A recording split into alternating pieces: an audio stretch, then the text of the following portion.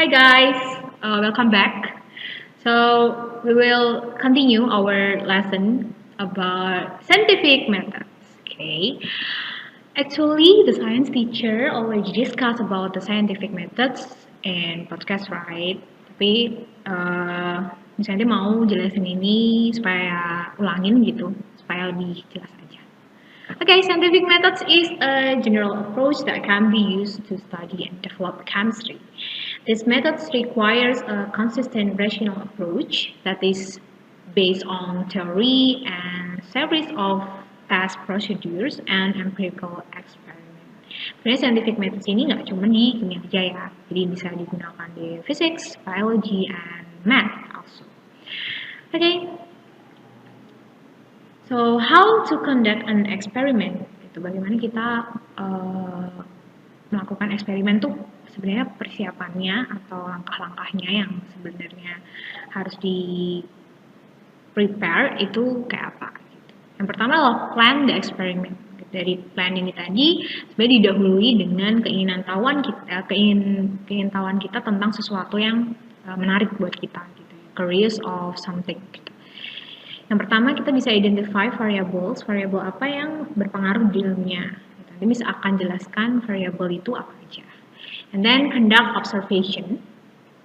Third is select appropriate apparatus. Jadi kita menentukan alat dan bahan apa aja yang bisa digunakan untuk eksperimen ini. Gitu. Terus evaluate safety. Nah ini kaitannya sama betapa berbahayanya gitu. Karena kadang eksperimen ini adalah kegiatan yang melibatkan bahan-bahan yang mungkin berbahaya. Jadi kita lihat dulu yang mau ngelakuin ini tuh usianya berapa kayak gitu. Kalau Miss juga Miss pikir conduct eksperimen yang kemarin itu Miss mempertimbangkan juga gitu kalian ini aman nggak untuk ngelakuin ini gitu. Jadi alat bahan yang digunakan itu safety-nya kayak gimana. Misalnya ada yang berbahaya pun gitu nanti kita lihat hazard simbolnya itu perlakuannya harus seperti apa. Misalnya kayak dia itu korosif, oh berarti kan nggak boleh kena tangan. Berarti kita harus pakai sarung tangan dan lain sebagainya. Selanjutnya adalah collect data, itu kita artinya taking measurement gitu. Misalnya mengukur waktu, mengukur suhu, kalau kimia ya. Terus lain-lain sih gitu. Terus proses and analyze data. Jadi dari data yang kita peroleh tadi itu kita analisis ini pengaruhnya seperti apa misalnya gitu. And then make a conclusion dari data yang kita peroleh tadi. Last is prepare a report. Kenapa harus bikin report? Ya supaya dari apa yang kita lakukan tadi kita kayak present hasilnya kayak gitu. After experiment, carry out the following evaluation. Jadi setelah eksperimen itu ya kita hendaknya melakukan evaluasi gitu ya dengan cara bertanya pertanyaan-pertanyaan di bawah ini. What problems were encountered during experiment? Kira-kira kendala apa aja sih yang dialami ketika ngelakuin percobaan itu? Gitu. Kenapa kita harus sharing evaluation ini? Karena mungkin ada orang yang mau pakai ide eksperimen kita untuk mereka lakukan ulang seperti itu. Second is what was the source in inaccuracy and experiment gitu yang membuat dia itu nggak akurat, misalnya datanya itu apa gitu, jadi bisa diperbaiki. Third is how can you fix the result of the experiment, jadi gimana kita bisa memperbaiki hasil dari eksperimennya gitu. Misalnya nih ada data yang mungkin kita rasa nggak reliable. Reliable itu artinya adalah dia itu datanya nggak bagus gitu. Nggak bagus itu artinya ini datanya nggak bisa dipertanggungjawabkan. Gitu. Jadi itu bukan data sebenarnya. Gitu. Gimana kita tahu? Ya kita membuat datanya harus reliable. Reliable itu bisa dilakukan dengan cara kita melakukan eksperimennya itu more than one time gitu. Jadi nggak cuma sekali, misalnya kayak 2 kali, 3 kali gitu. Supaya kita menghasilkan, oh datanya nih mirip-mirip nih gitu. Nah itu namanya reliable. And then are the result enough to support your observation? Apakah hasil yang tadi itu bisa kita gunakan sebagai dasar observasi kita gitu? Udah cukup belum sih gitu? And then what follow up experiment can be conducted? Gitu. Ada nggak eksperimen lain yang melanjutkan eksperimen yang ini? Gitu. Misalnya kayak yang Miss bikin kemarin 30K eksperimen gitu kan tentang pengaruh beverage itu ke gigi gitu ya. Giginya kita pakai karena nggak ada gigi, jadi kita pakai cangkang telur gitu, eggshell. Gitu.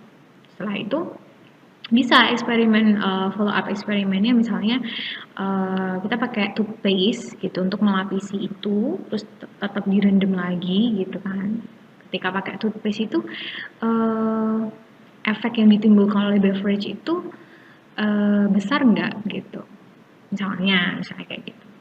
And then once you have completed the experiment stage, communicate your result by preparing report. Gitu. Report itu ya tujuannya untuk mengevaluasi juga sama.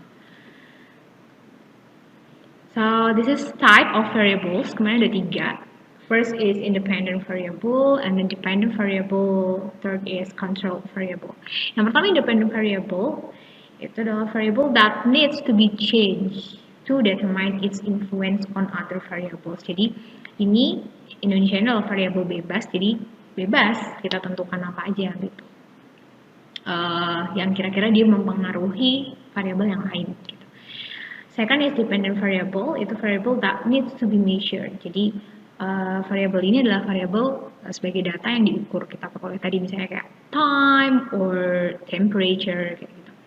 Terus ada lagi control variable, itu adalah variable that is isolated by maintaining its value.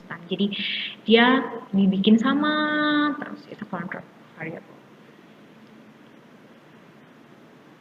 So dari sini take a look on experiment. Ini eksperimen yang kita lakukan ya, 30K eksperimen. Determine what kind of variable inside. Gitu. Yang kan ada 3 ya, ada control, independent, and dependent. Yang pertama, kontrol. Kira-kira variable control dari percobaan ini apa? Dibikin sama terus. Oke, benar. Yang variable controlnya adalah jenis telurnya, gitu. Nah, telurnya kita pakai telur ayam, ya.